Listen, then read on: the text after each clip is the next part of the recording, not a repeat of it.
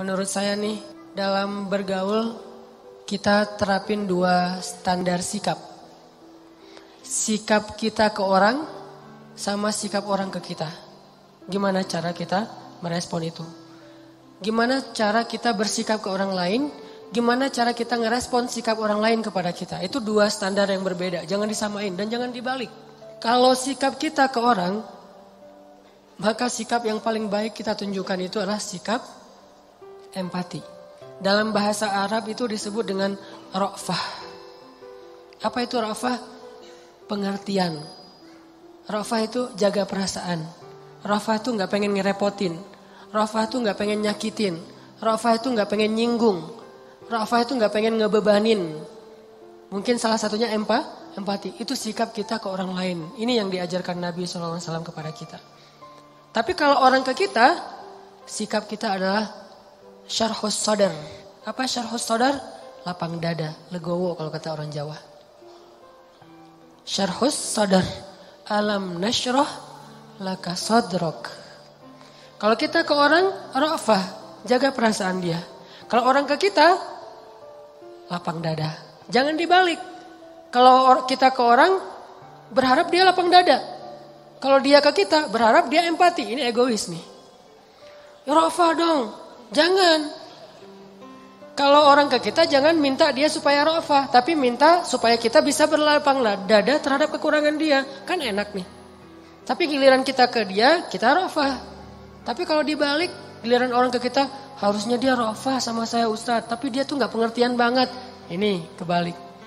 Terus giliran kita ke orang lain. Ya dia harusnya kan berlapang dada. Kan saya manusia biasa. Dibalik lagi. Sikap ini yang selama ini ketuker. Jadilah banyak chaos. Kita dengan pasangan, kita dengan teman kos-kosan, dengan teman kuliah, dengan dosen, dengan murid, dengan orang tua bahkan. Orang tua meminta anaknya supaya ra'fah kepada dia. Dan dia berharap anaknya juga lapang dada terhadap dirinya. Ini nih, anak juga kayak gitu ke orang tua, gak bisa.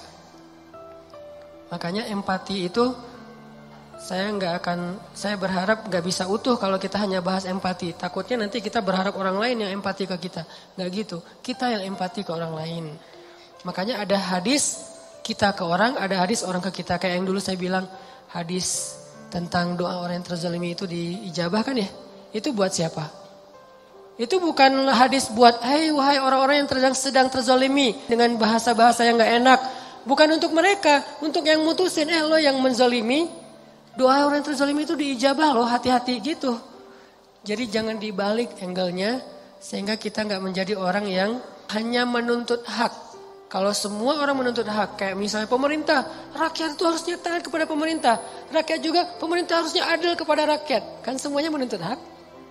Kenapa gak dibalik? Pemerintah ngomongnya, maaf ya rakyat saya belum adil kepada kalian. Rakyat juga, maaf ya kita belum terlalu taat sama suka demo aja, suka marah-marah misalnya. Kan gitu kan harusnya dua-duanya saling memberi kewajiban, memberi hak bukan menuntut hak. Apalagi kalau udah berpasangan nanti tuh. Istri ngumpulin hadis-hadis suami, suami ngumpulin hadis-hadis istri. Gak beres-beres nih urusan ini.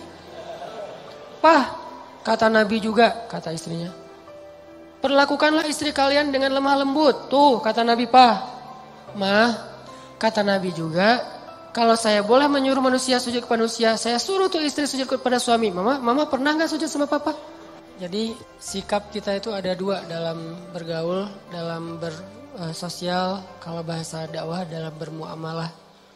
Pertama sikap kita ke orang lain adalah ra'fah. Kalau ditanya dalil mah sebetulnya ada.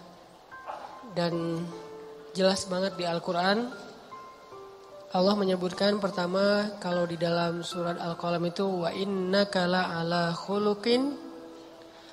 Nabi Muhammad itu adalah teladan paling ideal dalam masalah muamalah.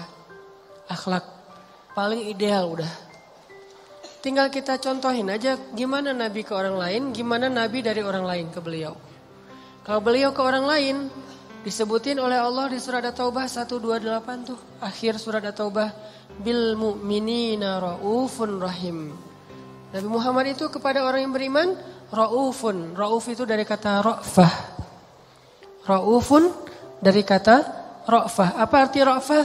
Jaga perasaan orang banget. Empati banget. Pengertian banget. Itu kalau beliau ke orang lain. Saking pengertiannya Nabi ke orang lain, sampai-sampai Nabi itu jadi sering jadi kayak ngeberatin diri sendiri. Jadi kayak korban gitu demi menjaga perasaan orang. Kalau ada sahabat bikin salah, Nabi nggak akan langsung negur beliau di depan umum. Negur orang itu di depan umum. Kan ini berarti kita dalam kehidupan sosmed kita kan, kalau misalnya ada postingan yang kayak gimana menurut kita keliru, jangan di komen negurnya, di DM. Tapi DM-nya nggak dibaca Ustadz, japri.